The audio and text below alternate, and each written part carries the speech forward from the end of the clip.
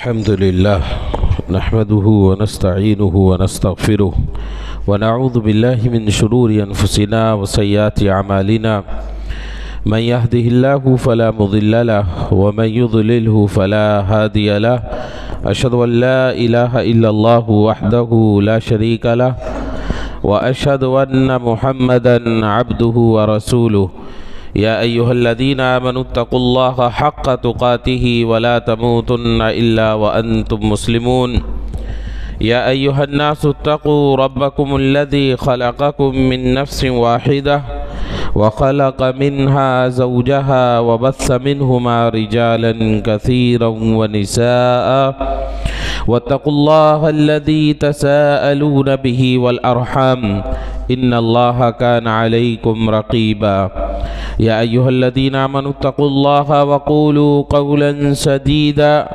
يصلح لكم أعمالكم ويغفر لكم ذنوبكم ومن يطع الله ورسوله فقد فاز فوزا عظيما أما بعد فإن خير الحديث كتاب الله وخير الهدي هدي محمد صلى الله عليه وسلم وشر الأمور محدثاتها وكل محدثة بدعة وكل بدعة ضلالة وكل ضلالة في النار أعوذ بالله السميع العليم من الشيطان الرجيم بسم الله الرحمن الرحيم قاف والقرآن المجيد بل عجبوا أن جاءهم منذر منهم فقال الكافرون هذا شيء عجيب أإذا متنا وكنا ترابا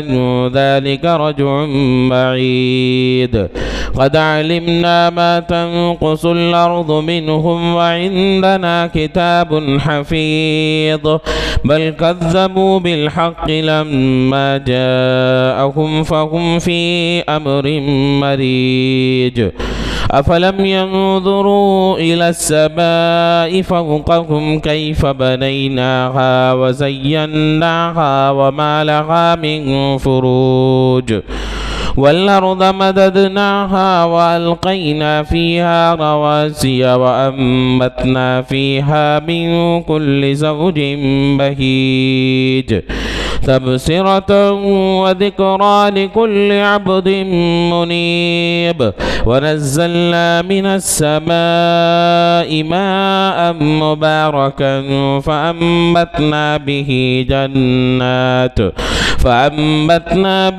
جنات وحب الحصيد والنخل باسقات لها طلع نضيد رزقا للعباد وأحيينا به بلدة ميتا كذلك الخروج كذبت قبلهم قوم نوح وأصحاب الرس وثمود وعاد وفرعون وإخوان لوط وأصحاب الأيكة وقوم تبع كل كذب الرسل فحق وعيد أفعينا بالخلق الأول بل هم في لبس من خلق جديد. حاضرین جمعہ، اللہ رب العالمین ہم سب کا رب ہے، خالق ہے، رازق ہے، وہی ہمارا معبود ہے. اس کے سوا جتنے لوگوں نے معبود بنا لیے ہیں وہ باطل ہیں. معبود برحق صرف اللہ کی ذات ہے، اسی پر ہمارا ایمان ہے. درود و سلام ہو جناب محمد رسول اللہ صلی اللہ علیہ وسلم پر.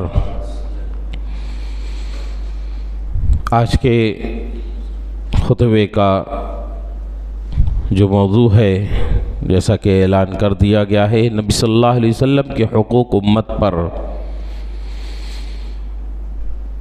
نبی صلی اللہ علیہ وسلم اور آپ سے پہلے جتنے بھی انبیاء اور رسول اللہ رب العالمین نے بھیجے، اللہ نے یہ بتایا مجرموں میں سے ہمیشہ اللہ کے انبیاء کا کوئی نہ کوئی دشمن رہا. وَكَذَلِكَ جَعَلْنَا لِكُلِّ نَبِيٍّ عَدُوًّا مِّنَ الْمُجْرِمِينَ. وَكَفَى بِرَبِّكَ هَادِيًا وَنَصِيرًا۔ ہم نے ہر نبی کے لیے مجرموں میں سے ایک دشمن رکھا، اور تمہارا رب تمہارے لیے کافی ہے، مدد کے لیے، تمہیں صحیح راہ پر رکھنے کے لیے۔ یہ نبی کو گویا کہ یہ تسلی دی گئی کہ تمہارا دشمن تمہارا کچھ نہیں کر سکتا۔ یہ تمام انبیاء کے بارے میں اللہ رب العالمین نے کہا، اور ہمارے نبی جناب محمد رسول اللہ صلی اللہ علیہ وسلم کے لیے خاص طور پر کہا، اِنَّا كَفَيْنَاكَ الْمُسْتَهْزِئِينَ۔ اے نبی، تمہارا مذاق اڑانے والوں کے لیے ہم کافی ہیں، ہم دیکھ لیں گے۔ اسی لیے دنیا کے اندر یہ تاریخ ہے کہ نبی کا گستاخ کبھی بھی عزت کے ساتھ زندہ نہیں رہ سکا۔ جس نے بھی نبی کی شان میں گستاخی کی ہے، وہ اس دنیا کے اندر چین و سکون سے نہیں رہ سکا، اور اس کا مقدر ذلت و رسوائی رہی، دنیا پر بھی اور آخرت میں تو اس کے لیے جہنم ہے۔ اور یہ اہل سنہ والجماعہ کا اجماعی مسئلہ ہے کہ نبی کے گستاخ کو کوئی معافی نہیں ہے۔ اگر وہ توبہ کرتا ہے تو وہ اللہ کے یہاں توبہ ہے، لیکن دنیا پر لوگ اس کو معاف کریں، یہ لوگوں کو کوئی حق نہیں۔ نبی صلی اللہ علیہ وسلم زندہ تھے تو اپنے گستاخ کو معاف کرتے، وہ نبی صلی اللہ علیہ وسلم کا معاملہ تھا، لیکن اب اس دنیا میں نہیں، تو آپ کے گستاخ کو معاف کرنا یہ لوگوں کا کام نہیں ہے، اس لیے یہ اجماعی مسئلہ ہے۔ میرے بھائیوں، نبی کی شان میں گستاخی ہر مسلمان کے لیے تکلیف دہ ہے، مسلمان کو تکلیف پہنچتی ہے، لیکن کیا نبی کی شان میں گستاخی کرنے والے کا جواب ہر کوئی دے؟ ہر مسلمان اس کا جواب دینے کی کوشش کرے؟ میرے بھائیو، یہ درست نہیں۔ جس طرح سے اس کے لیے سزا اور اس کی سرزنش یا جو ہو سکے وہ ذمہ دار لوگوں کا کام ہے، ہر آدمی کو قانون کو ہاتھ میں لے کر اور اس کے لیے نکل جانا یہ درست اور صحیح نہیں۔ سب سے زیادہ قابل غور بات یہ ہے کہ ہم غور کریں کہ نبی صلی اللہ علیہ وسلم سے ہماری محبت کا جو دعویٰ ہے، ہم آپ کو جو نبی اور رسول مانتے ہیں تو اس کی کتنی سچائی ہے۔ خاص طور پر ایسے مواقع پر ہم مسلمانوں کو چاہیے کہ ہم اس پہلو پر غور کریں۔ سب سے پہلی ذمہ داری یہ ہوتی ہے کہ جب بھی کوئی اس طرح کا معاملہ ہو، اس کو پھیلانا نہیں چاہیے، اس کو وہیں کا وہیں دبا دینا چاہیے، اس کو عام کرنا لوگوں کے درمیان، گویا کہ ہم خود مجرم ٹھہریں گے، کیونکہ ایسا کرنے والے لوگ وہ اپنی شہرت چاہتے ہیں، وہ لوگوں میں چرچا ان کی کرنا چاہتے ہیں کہ ہمارا چرچا ہو۔ اس لیے لوگوں کو چاہیے کہ کوئی بھی اس طرح کی بات ہو، اس کو فوراً کے فوراً وہیں پر ختم کر دینا چاہیے۔ نبی صلی اللہ علیہ وسلم کے حقوق پوری امت پر، پورے افراد پر، اس امت کے اندر ساری انسانیت ہے، ایسا نہیں ہے کہ صرف مسلمان ہیں۔ نبی صلی اللہ علیہ وسلم سارے لوگوں کی طرف بھیجے گئے ہیں، جن اور انسانوں کی طرف بھیجے گئے ہیں، آپ سارے لوگ مخاطب ہیں آپ کے۔ یہ چیز لوگوں کو معلوم ہونا چاہیے، لوگوں کو یہ بتاؤ یہ نبی رحمہ ہیں، رحمت للعالمین ہے، سارے جہان والوں کے لیے رحمت ہیں، آپ کے آنے سے دنیا کی تاریکی چھٹ گئی، ظلم و زلال میں لوگ زندگیاں گزار رہے تھے، معصوم بچیوں کو اپنے ہاتھوں سے زمین میں دفن کر دے رہے تھے زندہ، اس انسانیت کو بچانے کے لیے محمد رسول اللہ صلی اللہ علیہ وسلم آئے، اور اسی طرح کے کام آج بھی بہت سے انسان کر رہے ہیں۔ تو ہمیں ضرورت ہے کہ ہم لوگوں کو نبی کریم صلی اللہ علیہ وسلم کی سیرت سے آگاہ کرائیں، نبی صلی اللہ علیہ وسلم کے بارے میں لوگوں کو عمل کر کے بتائیں۔ کتابیں سب نہیں پڑھتے، لوگ آپ کو پڑھتے ہیں۔ سب سے بڑی کمی ہمارے اندر اس وقت یہی ہوئی کہ کسی سے بھی پوچھو صحیح اسلام کیا ہے تو کتابوں کے اندر ہے، لیکن لوگوں کی زندگیوں میں نہیں ہے۔ تو اس لیے ہمیں اس طور پر کہ ہم مسلمان ہیں، ہمیں یہ غور کرنا چاہیے کہ نبی صلی اللہ علیہ وسلم کے کیا حقوق ہم پر ہوتے ہیں۔ سب سے پہلا حق یہ ہے کہ ہم نبی صلی اللہ علیہ وسلم کو بشر مانیں، انسان مانیں، اور اللہ کا نبی اور رسول مانیں۔ نبی صلی اللہ علیہ وسلم انسان بشر تھے، قل انما انا بشر، میں تمہارے جیسا انسان ہوں، لیکن آپ صلی اللہ علیہ وسلم کی صفات کوالٹیاں الگ ہیں، لیکن آپ انسان ہیں۔ اسی بات کی ہم گواہی دیتے ہیں، اشہد ان لا الہ الا اللہ واشہد ان محمدا عبدہ ورسولہ۔ محمدن عبدہ ورسولہ، پہلے عبد کہتے ہیں، اس کے بعد رسول کہتے ہیں۔ پہلا حق یہ ہے امت پر کہ وہ آپ کو اللہ کا بشر، انسان مانے اور اس کا بھیجا ہوا نبی اور رسول مانے۔ فآمنوا باللہ ورسولہ، اللہ نے حکم دیا کہ اللہ کے رسول پر ایمان لاؤ، اللہ پر ایمان لاؤ اور اس کے بھیجے ہوئے رسول پر ایمان لاؤ۔ اور نبی صلی اللہ علیہ وسلم نے کہا بھی، اس امت میں پیدا ہونے والا ہر انسان کامیاب جب تک نہیں ہو سکتا جب تک کہ محمد صلی اللہ علیہ وسلم پر ایمان نہ لائے۔ اگر نہیں لاتا ہے تو وہ کافر ہے، جہنم میں جائے گا۔ والذی نفس محمد بیدی لا يسمع بی احد من هذه الامہ یہودی ولا نصرانی ثم يموت ولم يؤمن بالذی ارسلت به لکان من اصحاب النار۔ آپ نے فرمایا قسم ہے اس ذات کی جس کے ہاتھ میں محمد صلی اللہ علیہ وسلم کی جان ہے، اس امت کا کوئی بھی شخص چاہے وہ کسی بھی دین سے تعلق رکھتا ہو، یہودی ہو، نصرانی ہو، کچھ بھی ہو، اگر وہ مر گیا میرے لائے ہوئے پیغام پر ایمان لائے بغیر تو وہ جہنم میں جائے گا۔ اور اتنا بھی آپ نے کہا کہ قیامت تک اللہ رب العالمین اس دین برحق کی آواز کو ہر گھر میں پہنچا کر رہے گا، چاہے وہ اس کا گھر محل نما ہو، چاہے کچی اور مٹی سے بنا ہوا جھوپڑا کیوں نہ ہو، سب کے یہاں پہنچ کر رہے گا یہ دین۔ نبی صلی اللہ علیہ وسلم فرمایا تو ایمان لائیں اللہ کے رسول صلی اللہ علیہ وسلم پر سچا ایمان، آپ نے جو حکم دیا اس کو سچ مانے، جو آپ نے جس سے منع کیا اس سے منع کیا جانا رکنا اس کو لازم سمجھیں۔ آپ نے جو امور بتائے غیب سے متعلق، آپ نے جو خبریں دیں قیامت سے متعلق، جو باتیں آپ نے بتائی ہیں ان ساری چیزوں پر ایمان لائیں۔ یہ خوشخبری ہے ہم سب کے لیے۔ آپ نے فرمایا طوبی لمن یرانی وآمن بی، خوشخبری اور خوش نصیب ہے وہ شخص جس نے مجھ کو دیکھا اور مجھ پر ایمان لایا۔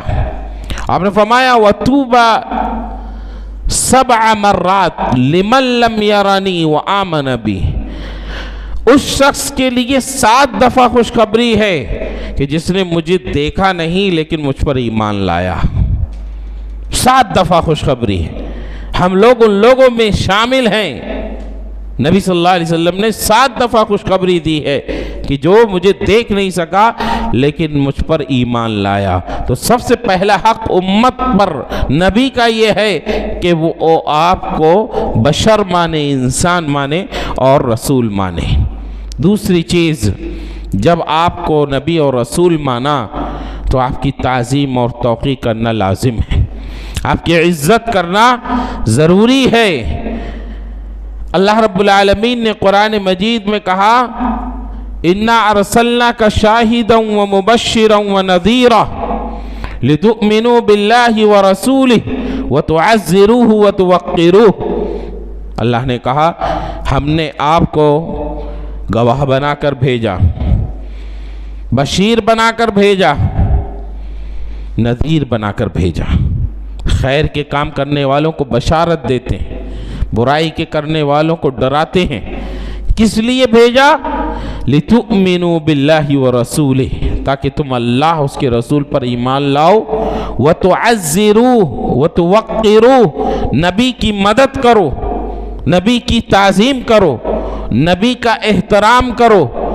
اور جو لوگ نبی کی تعظیم و احترام کریں ایمان لا کر، یہ کامیاب ہونے والے ہیں۔ فَالَّذِينَ آمَنُوا بِهِ وَعَزَّرُوهُ وَنَصَرُوهُ وَاتَّبَعُوا النُّورَ الَّذِي أُنزِلَ مَعَهُ أُولَئِكَ هُمُ الْمُفْلِحُونَ، جو لوگ اللہ پر، اس کے رسول پر ایمان لے آئے اور ان لوگوں نے نبی کی عزت کی، تکریم کی، نبی کی مدد کی، اور جو کچھ دیے گئے ہیں نبی اس کی اتباع کی، اولئک هم المفلحون، یہ کامیاب ہونے والے لوگ ہیں۔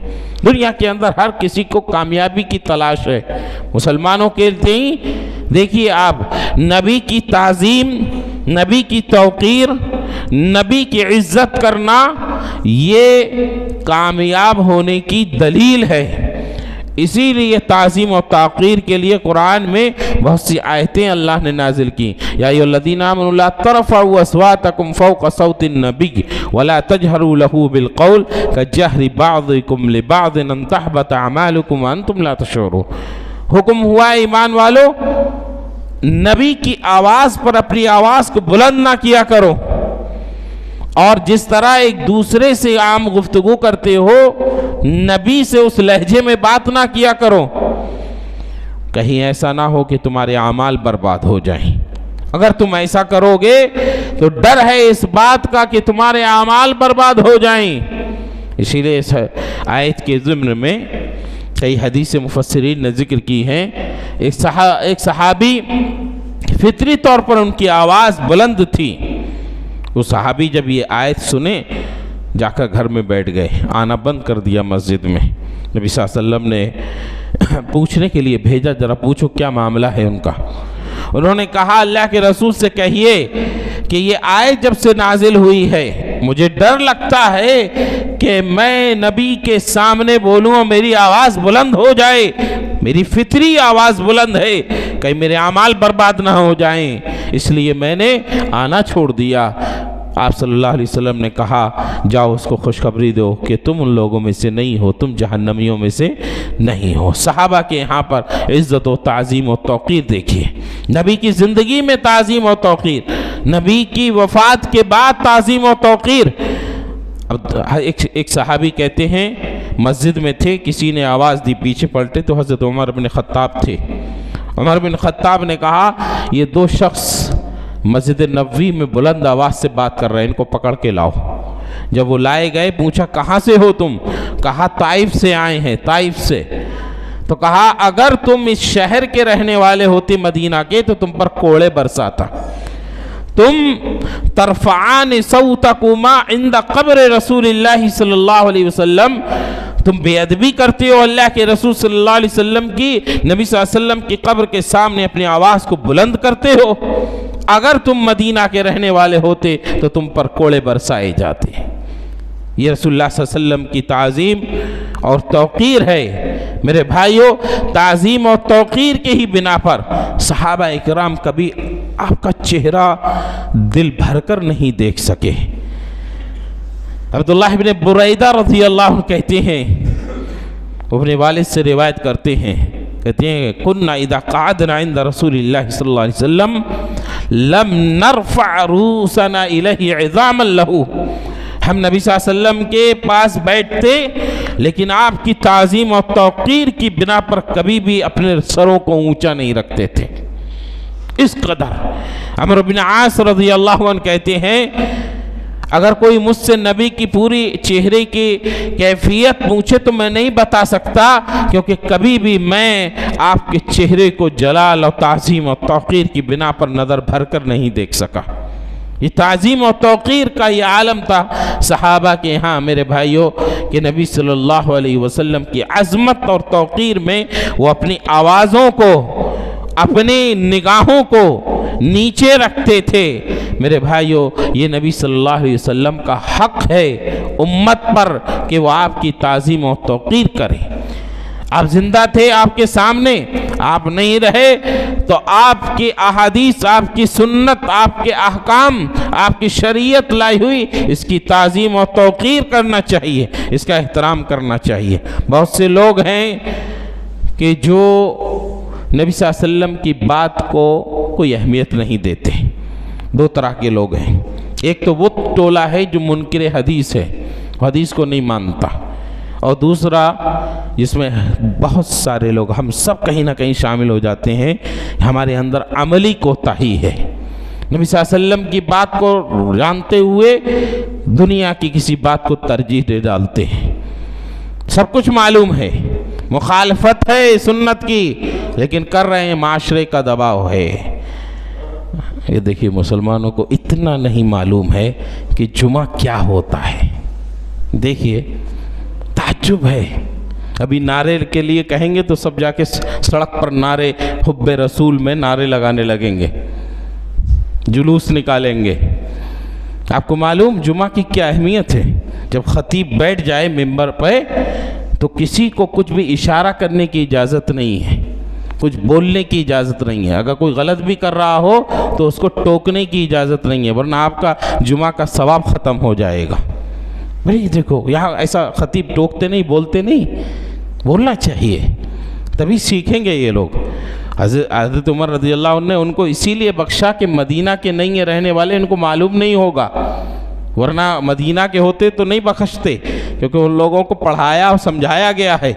اس لیے میرے بھائیو یاد رکھو، ابھی ایک صاحب اور فون اٹھا لیے، مت کوئی بھی اگر بازو میں کچھ بھی کر رہا ہے، آپ کو نہیں بولنا ہے۔ خطیب بول سکتا ہے، آپ خطیب سے کچھ کہہ سکتے ہیں، لیکن آپس میں نہیں کہہ سکتے۔ جب خود جمعہ کے دن خطیب ممبر پر بیٹھ جائے، اس سے پہلے آپس میں بات کر سکتے ہیں۔ میرے بھائیو، تو میں یہ کہہ رہا تھا کہ نبی صلی اللہ علیہ وسلم کی توقیر و تعظیم، آپ کی سنت پر عمل، آپ کی باتوں کو ماننا۔ آپ صلی اللہ علیہ وسلم نے یہی بات کہی، لا الفین احدکم متکیا علی عریکتہ یاتیہ الامر من امری مما امرت به او نہیت عنہ فیقول ما ندری ما وجدنا فی کتاب اللہ اتبعناہ۔ صحیح حدیث ترمذی وغیرہ کی ہے۔ آپ نے فرمایا تم میں کا کوئی ایسا شخص نہ پاؤں میں کہ وہ اپنے بستر پر ٹیک لگا کر بیٹھا ہوا ہو، اور جب اس کو میری کوئی حدیث پہنچے تو وہ یہ کہے میرے لیے تو قرآن کافی ہے، جو قرآن میں ملے گا اس پہ عمل کروں گا۔ یہ منکر حدیث کا ٹولہ ہے۔ آپ نے کیفیت بیان کی ہے، اور حقیقت میں اگر آپ کا کبھی بھی پالا پڑے گا منکر حدیث سے تو عجیب و غریب کیفیت دیکھیں گے ان کی۔ آپ نے فرمایا وہ اپنے مسند پر ٹیک لگایا ہوا ہے، کرسی پر ٹیک لگایا ہوا ہے۔ یہ سب مسٹر حضرات زیادہ ہوتے ہیں یونیورسٹیوں سے پڑھ کر کے آ کے، یا پھر یونیورسٹیوں سے نہیں تو زندگی بھر کہیں جاب کیے گورنمنٹ کی، کہیں بینک میں ملازم رہے، کہیں ملازم رہے، اب ریٹائرڈ ہو گئے تو آ کے ساری زور آزمائی ادھر شروع کر دیتے ہیں، حدیث و سنت اور حدیث و سنت۔ آپ نے فرمایا ہرگز کمے کا کوئی ایسا نہ ہو کہ ٹیک لگا کر مسند پر بیٹھا ہوا ہے، کوئی بھی میری بات جو میں نے حکم دیا ہے وہ پہنچتی ہے یا جس سے روکا ہے وہ کہتا ہے ہمارے لیے قرآن کافی ہے، بس ہمیں قرآن کی ضرورت ہے۔ فلا وربک لا یؤمنون حتی یحکموک فیما شجر بینہم ثم لا یجدوا فی انفسہم حرجا مما قضیت ویسلموا تسلیما۔ رب نے قرآن میں کہا تمہارے رب کی قسم، مومن نہیں ہو سکتا تم میں کا کوئی بھی شخص جب تک کہ وہ آپ کو ہر معاملے میں فیصل نہ مان لے، جج نہ مان لے، حاکم نہ مان لے، कोई भी मोमिन नहीं हो सकता जब तक कि वो अपने फैसलों में मोहम्मद रसूलुल्लाह सल्लल्लाहु अलैहि वसल्लम को जज तस्लीम ना कर ले। और जब आप किसी मामले में फैसला दे दें तो आपकी बात पर चूं चरा ना करे, वह जैसा हुक्म मिला है वैसे ही ना मान ले। नहीं हो सकता मोमिन कोई भी जब तक कि उसके अंदर ये कैफियत पैदा ना हो जाए। अब आप पूछिए, अगर इनकार हदीस का शिकार हो गया आदमी, कुरान में सारी चीज़ें तलाश करता है, तो अकीका गायब, उसका नाम नहीं रख सकता वो अपने बेटों का, कैसे रखेगा? कुरान में तो कहीं हुक्म नहीं है ना अकीके का। दोनों नमाजें ईदैन की नहीं पढ़ सकता, वो कहाँ पढ़ेगा? कुरान में तो नहीं है उसका हुक्म ईदैन की नमाज का। इस तरह से ज़िंदगी मुश्किल से मुश्किल, और यही लोगों का, इन्हीं लोगों का असर होता है जो इस किस्म के गुस्ताख रसूल पैदा होते हैं। इसी किस्म के नालायक लोग ये इन लोगों को मवाद देते हैं, ये इन लोगों का सहारा बनते हैं, ये इन लोगों को मटेरियल तैयार कर देते हैं। इसी किस्म के लोग होते हैं। ये जो कहा गया है हिंदुस्तान के अंदर उस औरत की तरफ से, ये उस औरत की बात नहीं है, ये इसी किस्म के मुखालिफ रसूल और अल्लाह के दुश्मन, अल्लाह की शरीयत के दुश्मनों का दिया हुआ मवाद है। ये उन लोगों के पास नहीं है, सारा लिटरेचर इधरी से जाता है। तो मेरे भाइयों, ये मुसलमानों के दरमियान इस किस्म के लोग रहते हैं। इनकी पहचाने हैं, टखने से नीचे पैजामा, दाढ़ियाँ खत्म, लेकिन बात बड़ी बड़ी करेंगे, हुकूमतों के खिलाफ बात करेंगे, भड़काने वाली बातें करेंगे। इसलिए मुसलमानों, नबी की तौक़ीर और ताज़ीम और तक़द्दुस के अंदर ये चीज़ दाखिल है कि तुम नबी सल्लल्लाहु अलैहि वसल्लम के अहकाम पर अमल पैरा हो जाओ। जब तुम्हें मालूम हो जाए कि ये नबी का हुक्म है तो उसको मिनो अन तस्लीम कर लो, उसमें ज़रा भी अपनी राय और अपने तरफ से किसी भी किस्म का कोई मुखालफत का तुम्हारे अंदर कोई शेबा ना पाया जाए। जब तुम अपने दावे में सच्चे मालूम हो गए। अल्लाह रब्बुल आलमीन हमें इन बातों की समझने की तौफीक अता फरमाए।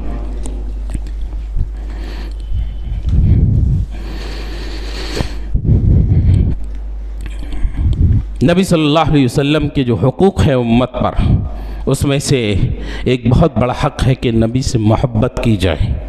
नबी से मोहब्बत के बग़ैर किसी का ईमान मुकम्मल नहीं हो सकता जब तक कि वो अपनी जान से भी ज़्यादा नबी से मोहब्बत ना करने लगे। या अल्लाह रब्बुल आलमीन ने अन्नबिय्यु औला बिल मुमिनीन मिन अनफुसिहिम, कुरान में कहा कि नबी मोमिनों पर उनकी जानों से ज़्यादा हक़ रखते हैं। नबी का हक़ हमारी जानों पर हमसे ज़्यादा है। हमारी जान पर हमारा हक़ उतना नहीं जितना कि नबी का हक़ हम पर है। नबी को क्या ज़रूरत थी कि नबी ने रातों में रो रो कर दुआएं की? नबी को कौन सी ज़रूरत थी कि नबी थोड़े से लोगों के साथ, दुश्मनों के साथ खड़े हो गए जाकर? नबी को क्या ज़रूरत थी कि इतनी इबादतों में लगे हुए हैं कि पैरों में वरम आ जाए? ये सब हमारे लिए किया है नबी ने, ये हमारे लिए किया है। अल्लाह रब्बुल आलमीन के पास दौड़ दौड़ कर गए हैं, नमाजें कम कर दी जाएं, कहीं उम्मत पर मुश्किल ना हो जाए, उम्मत के अंदर इख्तिलाफ ना हो, उम्मत की हलाकत ना हो एक साथ उम्मत की। ये सारी चीज़ें नबी ने हमारे लिए की हैं। नबी ने पत्थर हमारे लिए खाए हैं। नबी ने अपने घर पर तुहमत हमारे लिए झेली है। ये सारी चीज़ें हैं, वरना नबी तो अल्लाह की तरफ से मासूम अनिल ख़ता है। उनका कौन सा गुनाह था? हम तो गुनाहगार हैं। हमें मुसीबतें आती हैं हमारे गुनाहों की वजह से आती हैं। नबी तो अपने दर्जात की बुलंदी के लिए, हमारी सहूलत के लिए, हमारी आसानी के लिए नबी सल्लल्लाहु अलैहि वसल्लम ने सब कुछ सहा है। रोए हैं नबी हमारे लिए। जरा सोचो तो सही मुसलमानों कि हमारे लिए रोए हैं। हम उम्मती बहैसियते उम्मती सोचें कि नबी हमारे लिए रोए हैं। हम पर हक है नबी का कि हम अपनी जान से ज़्यादा नबी से मोहब्बत करें। कुल इन काना आबाउकुम व इख्वानुकुम, कुल इन काना आबाउकुम व अबनाउकुम व इख्वानुकुम व अज़वाजुकुम व अशीरतुकुम व अम्वालुन इक़्तरफ़्तुमूहा व तिजारतुन तख़शौना कसादहा व मसाकिन तर्दौना अहब्ब इलैकुम मिनल्लाहि व रसूली व जिहादिन फ़ी सबीली फतरब्बसू हत्ता याती अल्लाहु बिअम्री वल्लाहु ला यहदिल क़ौमल फ़ासिक़ीन। نبی سے کہا گیا کہیے آپ کے باپ، آپ کے والدین، آپ کے بیٹے، آپ کی بیٹیاں، آپ کے بھائی، آپ کی بہنیں، آپ کی بیویاں اور اسی طرح سے سب کچھ، تجارت اور آپ کے مکان، یہ ساری چیزیں دنیا کی، احب الیکم من اللہ ورسولی، اگر اللہ اس کے رسول سے زیادہ محبوب ہیں تمہیں، اللہ اس کے رسول سے زیادہ ان چیزوں سے اگر محبت تم کرتے ہو، اور اللہ کی راہ میں جہاد سے زیادہ تمہیں محبوب ہیں، فتربصوا حتی یأتی اللہ بامری، تو اللہ کے عذاب کا انتظار کرو۔ اور اللہ رب العالمین فاسق قوم کو ہدایت نہیں دیتا۔ محبت اللہ کے رسول صلی اللہ علیہ وسلم سے اپنی جان سے زیادہ ہونا چاہیے۔ لا یؤمن احدکم حتی اکون احب الیہ من والدہ وولدہ والناس اجمعین، تم میں کا کوئی بھی شخص ایمان والا نہیں ہو سکتا جب تک کہ نبی صلی اللہ علیہ وسلم اس کے نزدیک، اس کے والدین، اس کی اولاد اور سارے لوگوں سے زیادہ محبوب نہ ہو جائیں، نہیں ہو سکتا۔ اور ایمان کی حلاوت اور چاشنی بھی نہیں محسوس کر سکتے جب تک کہ تم ان یکونوا احب الیہ مما سواہما، ان یکونوا احب الیہ، اگر اس کے نزدیک اللہ، اس کے رسول ساری چیزوں سے زیادہ محبوب نہ بن جائیں، تب تک ہمیں ایمان کی چاشنی محسوس نہیں ہو سکتی۔ میرے بھائیو، اللہ کے رسول صلی اللہ علیہ وسلم سے محبت انسان ہی نہیں بے جان چیزیں بھی کرتی تھی۔ وہ واقعہ مشہور ہے کہ نبی صلی اللہ علیہ وسلم ایک لکڑی تھی، اس پر ٹیک لگا کر خطبہ دیا کرتے تھے۔ جب منبر بن گیا تو آپ نے اس لکڑی پر ٹیک لگانا چھوڑ دیا۔ صحابہ کہتے ہیں اس لکڑی سے پھوٹ پھوٹ کر رونے کی آواز آنے لگی۔ نبی سے محبت، آپ نے اس پر ہاتھ رکھا، تب جا کر ٹھہراؤ آیا۔ یہ چیزیں نبی سے محبت کرتی ہیں۔ پہاڑ دیکھا احد، کہا لوگو یہ جبل یحبنا ونحبہ، یہ جبل ہم سے محبت کرتا ہے، یہ جبل احد، احد پہاڑ ہم سے محبت کرتا ہے، ہم اس سے محبت کرتے ہیں۔ نبی صلی اللہ علیہ وسلم سے بے جان چیزیں بھی محبت کرتی ہیں۔ ہم تو جان والے، ہم رسول اللہ صلی اللہ علیہ وسلم کی باتوں کو سننے والے، ہم ایمان لانے والے، ہم پر لازم ہے کہ ہم محمد صلی اللہ علیہ وسلم سے محبت کریں، اور محبت کا تقاضا اطاعت و فرما برداری ہے۔ محض محبت دعوے سے نہیں ہوتی ہے۔ ہم کہیں کہ ہم محبت کرتے ہیں لیکن آپ کی باتوں کو نہ مانیں، آپ کے احکام کو نہ مانیں، تو ہماری محبت جھوٹی محبت ہے۔ قل ان کنتم تحبون اللہ فاتبعونی یحببکم اللہ، اگر تم اللہ سے محبت کے دعوے دار ہو تو نبی کی اطاعت و فرما برداری تم پر لازم ہے، ورنہ تم اپنے دعوے میں جھوٹے ہو۔ لوگ دعویٰ تو بہت کرتے ہیں لیکن نبی سے محبت، اس کی اطاعت و فرما برداری ہے، ایسی اطاعت و فرما برداری کہ جو نبی دیں اس کو لے، جس سے روکیں اس سے رک جائے، یہی نبی کا حکم ہے۔ بیٹے جمعہ کے خطبے میں نہیں بولتے ہیں، خاموشی سے سنتے ہیں۔ تو نبی صلی اللہ علیہ وسلم ما آتاکم الرسول فخذوہ وما نہاکم عنہ فانتہوا، یہی محبت کا تقاضا ہے اور یہی محبت کا مطلب ہے۔ آپ دیکھیں بہت مشہور واقعہ صلح حدیبیہ کا، نبی صلی اللہ علیہ وسلم عمرے کی نیت سے نکلے تھے مدینہ سے مکہ کی طرف، لیکن حدیبیہ مقام پر آپ روک دیے گئے۔ جب روک دیے گئے تو کچھ مصالحت کی باتیں ہوئی مکہ والوں کے درمیان اور محمد صلی اللہ علیہ وسلم کے درمیان۔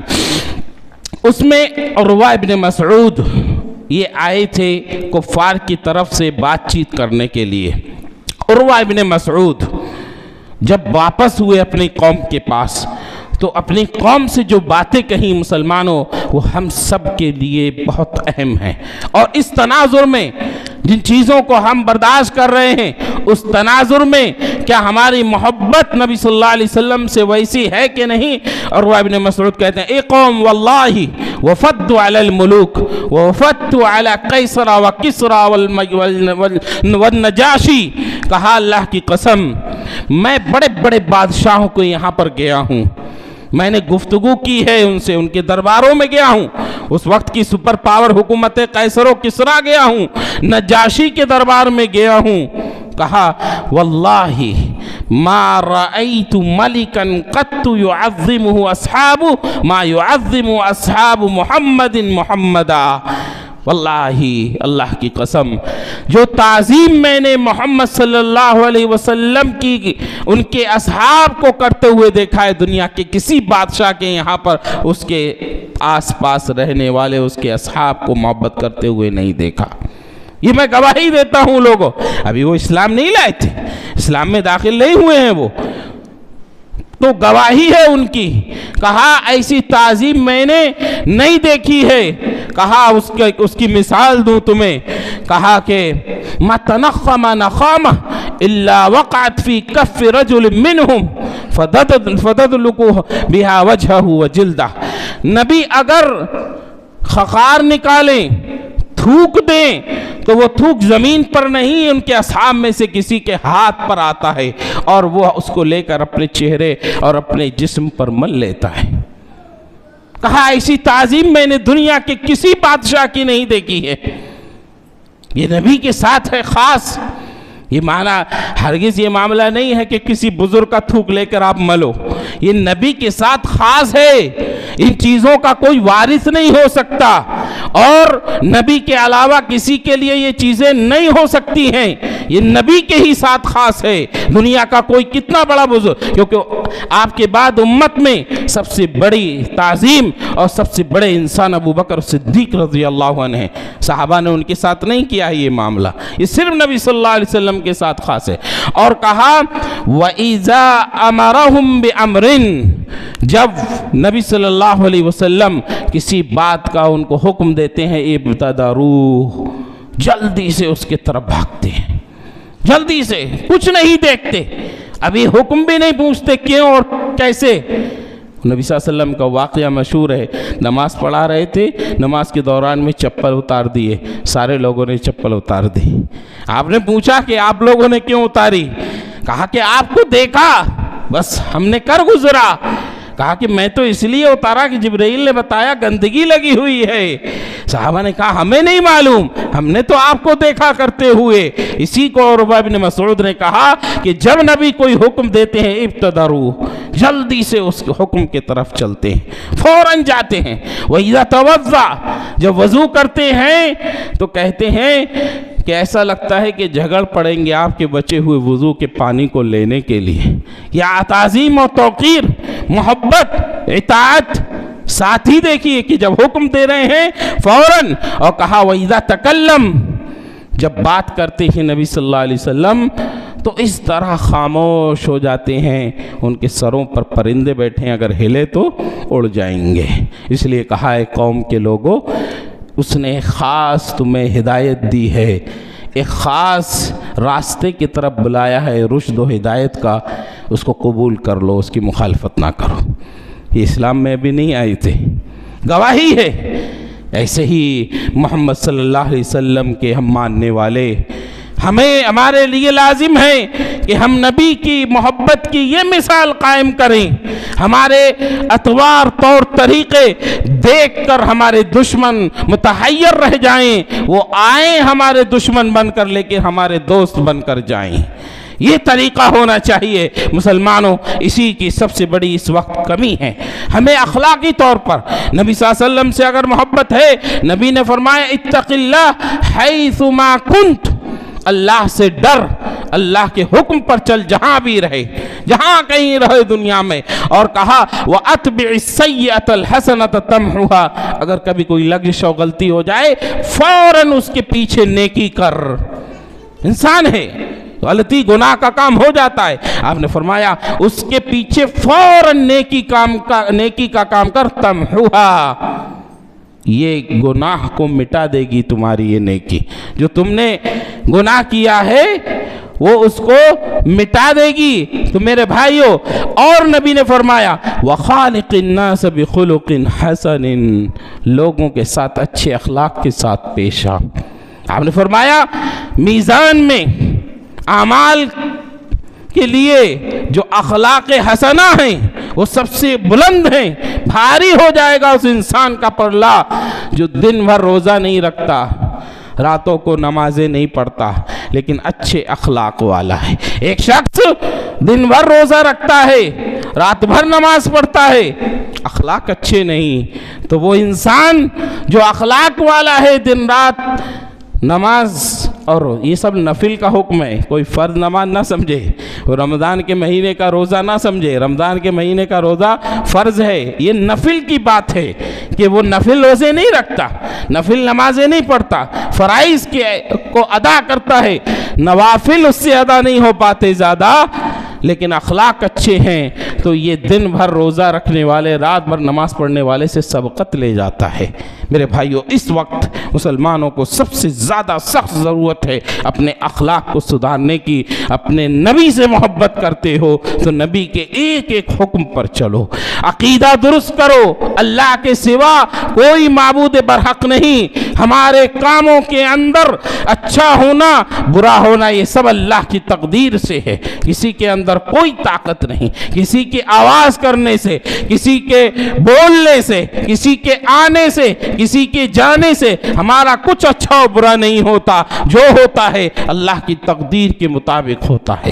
عقیدہ درست رکھو، ایمان مضبوط رکھو، ساری دنیا تمہارے ساتھ دینے پر تل جائے، لیکن اگر اللہ تم سے ناراض ہے تو ساری دنیا کی طاقت مل کر تم کو فائدہ نہیں پہنچا سکتی، لیکن ساری دنیا مل کر تمہاری مخالف ہو جائے، تم کو مارنے پر تل جائے، نہیں مار سکتی، اتنا ہی تکلیف پہنچا سکتی ہے جتنا اللہ کی طرف سے لکھا ہوا ہے، کچھ نہیں بگاڑ سکتی جب تک کہ اللہ کا حکم نہ ہو جائے۔ اس عقیدے اور ایمان پر جم جاؤ مضبوطی کے ساتھ، اپنے درمیان کے اندر بدعات اور خرافات جو بھی سب سے زیادہ شادی بیاہ کو لے کر خرافات اور رسومات ہوتی ہے، ہر علاقے میں اپنے طور پر جانتے ہیں، پھر بھی نبی کے حکم کو نظر انداز کرتے ہیں۔ لڑکیوں کو بوجھ سمجھا جانے لگا، اس بنا پر رشتہ داریوں میں دراریں آتی ہیں، ایک دوسرے کو ستانے کا موقف اختیار کرتے ہیں۔ جب اللہ نے بچہ دیا ہے تو اس کے رشتے کے وقت تو سر اونچا کر کے رکھتے،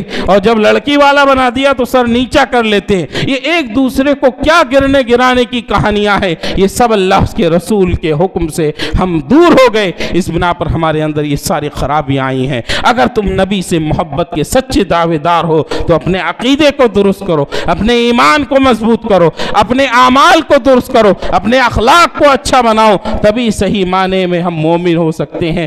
اس طرح سے اپناؤ، لقد کان لکم فی رسول اللہ اسوۃ حسنہ لمن کان یرجو اللہ والیوم الآخر۔ یاد رکھو، بہترین نمونہ زندگیوں میں نبی صلی اللہ علیہ وسلم کی زندگی ہے۔ اور آخری بات کہ جب ہم سب پر نبی صلی اللہ علیہ وسلم کے حقوق میں سے یہ حق ہے کہ نبی پر درود و سلام پڑھا کریں، یہ نبی کا حق ہے۔